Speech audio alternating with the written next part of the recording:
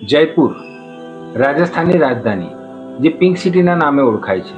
દર વર્ષે લાખો સહેલાણીઓ દેશ વિદેશથી અહીં તેમનો ક્વોલિટી ટાઈમ સ્પેન્ડ કરવા માટે આવે છે. મિત્રો, જો તમે જયપુર જવાનો પ્લાન બનાવી રહ્યા હોય તો આ વિડીયો તમારા માટે ખૂબ જ હેલ્પફુલ થશે. આ વિડીયોમાં હું તમને ત્યાં ફરવાલાયક મોટાભાગના મુખ્ય સ્થળોની જાણકારી આપીશ, જેમાં જયપુર ક્યારે જવું, કેવી રીતે જવાય, ત્યાં રહેવા જમવાની શું વ્યવસ્થા છે અને છેલ્લે ત્યાં ખર્ચ કેટલો થાય છે. આ તમામ પ્રકારની માહિતી હું તમને આપીશ. તો મિત્રો, વિડીયો પસંદ આવે તો એક લાઈક જરૂર કરજો. તમારી એક લાઈક અમને ખૂબ જ મોટિવેટ કરે છે. તો વિડીયો પૂરો જોજો. નમસ્કાર મિત્રો, હું કીર્તિ સોની મારી ચેનલમાં આપનું સ્વાગત કરું છું. તો મિત્રો, જયપુર ફેમસ છે પોતાની શાનદાર હવેલી, મ્યુઝિયમ, જંતર મંતર, હવા મહેલ, જલ મહેલ, નારગઢ fort, Jaigarh fort, એમર fort, Birla મંદિર અને શોપિંગ માટે. તો પહેલાં વાત કરીશું તમે જયપુર કેવી રીતે આવશો. તો જયપુર તમે by train, by bus, by plane અથવા પોતાની કાર લઈને અહીં આવી શકો છો. જો તમે બાય બસ કે પોતાની કાર લઈને અહીં આવતા હોય તો તમે આવશો સિંધી કેમ્પ બસ સ્ટેન્ડ. જો તમે બાય ટ્રેન આવતા હોય તો આ તમારો બેસ્ટ અને બજેટ ફ્રેન્ડલી નિર્ણય છે. જયપુર જંકશન દેશના લગભગ મોટા શહેરોના સ્ટેશન સાથે વેલ કનેક્ટિવિટી ધરાવે છે. જો તમારા ગામના કે શહેરના સ્ટેશનથી ટ્રેન અહીં સુધી ના આવતી હોય તો આસપાસના શહેરથી તમે જયપુર સ્ટેશન આવી શકો છો. જયપુર બસ સ્ટેન્ડ અને જયપુર રેલવે સ્ટેશન આ બંને જયપુરની મધ્યમાં સ્થિત છે. આ બંનેની વચ્ચેનું અંતર માત્ર 1 કિલોમીટરનું છે. તો તમે બસ યા ટ્રેન દ્વારા અહીં આવી શકો છો. જો તમે બાય પ્લેન આવતા હોય તો જયપુરમાં જયપુર ઇન્ટરનેશનલ એરપોર્ટ આવેલું છે, જેની ટિકિટ બુક કરાવી જયપુર આવી શકો છો. વાત આવે છે અહીં સ્ટે કરવાની. તો મિત્રો, બસ સ્ટેન્ડ અથવા રેલવે સ્ટેશનની આસપાસ ઘણી બધી બજેટ ફ્રેન્ડલી હોટલ્સ આવેલી છે, જ્યાં તમને 600 રૂપિયાથી 800 રૂપિયા સુધીમાં રૂમ મળી શકે છે. પણ એક સલાહ હું તમને અહીં જરૂર આપીશ. જો તમે તમારી પોતાની કાર લઈ જયપુર આવતા હોય તો સ્ટેશન કે બસ સ્ટેન્ડ પાર્કિંગ જોઈને રૂમ બુક કરાવજો, કારણ કે આ એરિયા ખૂબ જ ગીચ અને ટ્રાફિકવાળો છે. અહીં તમને પાર્કિંગનો ઇસ્યુ થઈ શકે છે. જો તમે માલવીનગર સાઈડે હોટલ રૂમ બુક કરાવશો તો તે તમારા માટે કન્વિનિયન્ટ રહેશે, અથવા હોટલમાં પાર્કિંગ સ્પેસ ચેક કર્યા બાદ હોટલમાં રૂમ બુક કરાવશો. હવે વાત કરીશું જયપુર આવવા માટે સૌથી બેસ્ટ સિઝન કઈ છે. તો મિત્રો, અહીં તમે કોઈ પણ સિઝનમાં આવી શકો છો, પણ બેસ્ટ સમય રહેશે નવેમ્બરથી માર્ચ સુધીનો. આ સમયમાં વાતાવરણ એકદમ ખુશનુમા હોય છે. એપ્રિલ મહિના પછી રાજસ્થાનમાં ગરમીનું પ્રમાણ ખૂબ જ વધી જાય છે. હવે વાત કરીશું કે જયપુર ક્યાં ક્યાં ફરવા જવું. તો મિત્રો, પહેલા દિવસે તમે બિરલા મંદિર, હવા મહેલ, સિટી પેલેસ, જંતર મંતર અને સાંજે બજારમાં શોપિંગ કરી શકો છો. તો મિત્રો, તમારી ફરવાની શરૂઆત બિરલા મંદિરમાં ભગવાન લક્ષ્મીનારાયણના દર્શન કરી શરૂઆત કરશો. વ્હાઇટ માર્બલથી બનાવેલું આ મંદિર ખૂબ જ સુંદર છે. અહીં તમે ઈચ્છો તો તમારો ક્વોલિટી ટાઈમ સ્પેન્ડ કરી શકો છો. ત્યારબાદ તમે આવશો હવા મહેલ, જે લાલ અને ગુલાબી પથ્થરોથી બનેલો આ મહેલ ખૂબસૂરત અને સુંદર છે. આ મહેલનું નિર્માણ રાજા સવાઈ પ્રતાપસિંહે ઈસવીસન 1799માં કર્યું હતું. આ મહેલ તેની ખૂબસૂરતી અને વાસ્તુકળા માટે ખૂબ જ પ્રખ્યાત છે. આ મહેલમાં હવાની અવરજવર માટે 953 બારીઓ આવેલી છે. તેથી કદાચ આ મહેલને હવા મહેલ કહેવાય છે. મિત્રો, જયપુર જાઓ તો આ હવા મહેલ જોવાનું ચૂકશો નહીં. હવે તમે સિટી પેલેસ જઈ શકો છો. મિત્રો, અહીં હું તમને જણાવી દઉં કે બિરલા મંદિર, હવા મહેલ, જંતર મંતર, સિટી પેલેસ આ બધા જોવાલાયક સ્થળ વોકિંગ ડિસ્ટન્સ પર આવેલા છે, જેને તમે ચાલતા અથવા ઈ-રિક્ષાથી કવર કરી શકો છો. તો વાત કરીએ સિટી પેલેસની. તો મિત્રો, આ એ પેલેસ છે જ્યાં જયપુર ઘરાનાની રોયલ ફેમિલી રહે છે.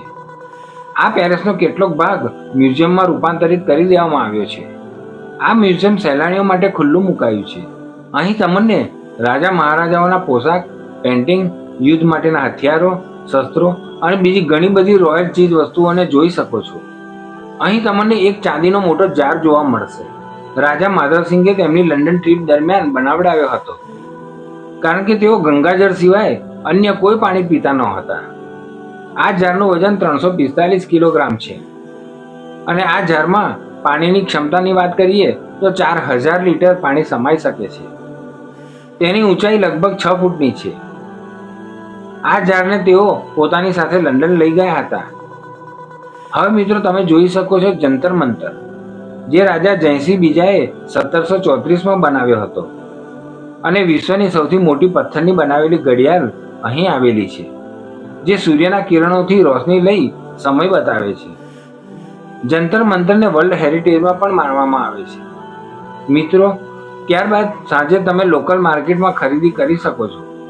અહીંના બજારમાં તમને લાખથી મળેલી બંગડીઓ, રાજસ્થાની મોજડી, હેન્ડીકેપ કુર્તી વગેરે આ માર્કેટમાંથી તમે ખરીદી શકો છો. સાથે સાથે તમે ત્યાંની સ્ટ્રીટ ફૂડની મજા પણ માણી શકો છો.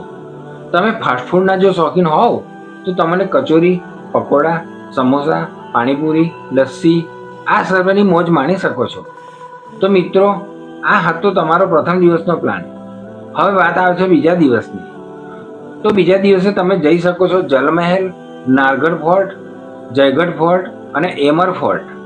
મિત્રો, આ બધા સ્થળો થોડા દૂર અંતરે આવેલા છે, જેના માટે તમે ટેક્સી રેન્ટ પર લઈ શકો છો. જો તમે 2 વ્યક્તિ હોવ તો 2 વ્હીલર લઈ શકો છો. 2 વ્હીલર વાળા એજન્ટ તમારી પાસેથી 600 થી 800 રૂપિયા રેન્ટ લેશે. 2 વ્હીલરમાં પેટ્રોલ તમારે પુરાવાનું રહેશે.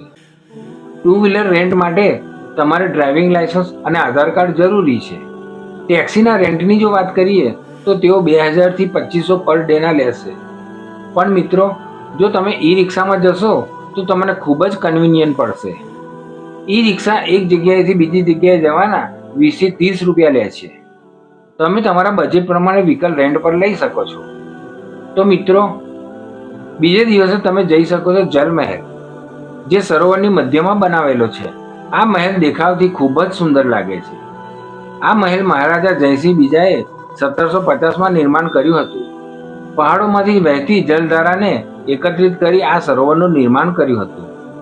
અહીં મહેલના પરિસરમાં તમે કેમલ રાઇડિંગની મજા માણી શકો છો. અહીં નાની મોટી શોપિંગ પણ કરી શકો છો. ત્યારબાદ તમે જઈ શકો છો જયગઢ ફોર્ટ. જયગઢ ફોર્ટ 1723માં એમરગઢની સુરક્ષા માટે બનાવવામાં આવ્યો હતો.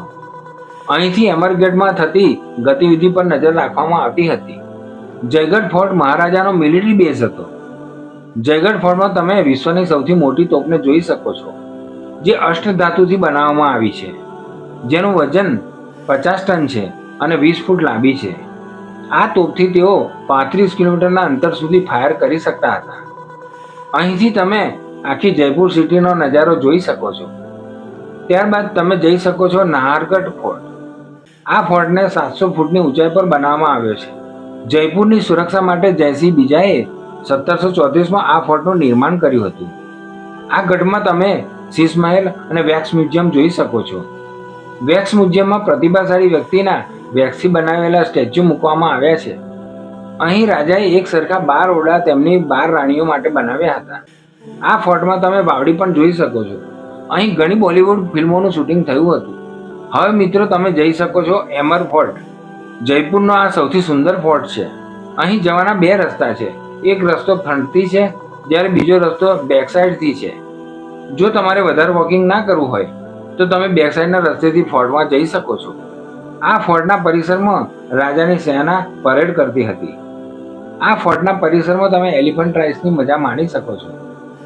રાત્રે અહીં લાઇટિંગ અને સાઉન્ડ શોનું આયોજન થાય છે, જેને જોવાની ખૂબ જ મજા આવે છે. હવે તમે જઈ શકો છો એલ્બર્ટ મ્યુઝિયમ હોલ. અહીં તમને હેન્ડીક્રાફ્ટથી બનાવેલી ચીજ વસ્તુઓ, જૂના જમાનાની પ્રતિમાઓ, હાથીદાંત વગેરે જોઈ શકો છો. ત્યારબાદ તમે સિસોદિયા રાણી ગાર્ડન જઈ શકો છો. પહાડોની મધ્ય બનેલો આ રોયલ ગાર્ડન છે. અહીં તમે શૂટિંગ અને ફોટો સેશન કરી શકો છો. હવે વાત આવે છે ખર્ચની. તો મિત્રો, જો તમે એક નાઇટ 2 દિવસનો બજેટ ટૂર પ્લાન કરતા હોય તો પર પર્સન 3000 થી 3500નો ખર્ચ થાય છે, જેની અંદર રહેવાનો, જમવાનો અને ઇન્ટરનલ ટ્રાન્સપોર્ટેશનનો ખર્ચ ઇન્ક્લુડ કરેલો છે. અહીં આવવા જવાનો ખર્ચ ઉમેરવામાં આવેલો નથી. તો મિત્રો, આ હતી જયપુર દર્શનની જાણકારી, જેને મેં ટૂંકાણમાં ઘણું બધું જણાવવાની કોશિશ કરી છે. મને આશા છે કે મારી આ વિડીયો તમને પસંદ આવી હશે. જો વિડીયો પસંદ આવી હોય તો વિડીયોને લાઈક, શેર અને ચેનલને સબસ્ક્રાઈબ કરી દેજો. નવા વિડીયોમાં નવા ડેસ્ટિનેશન સાથે ફરી મળીશું. અત્યારે મને રજા આપશો. તમે તમારા અને તમારા પરિવારજનોનો ખ્યાલ રાખજો. મારો વિડીયો જોવા બદલ આપનો ખૂબ ખૂબ આભાર. નમસ્કાર.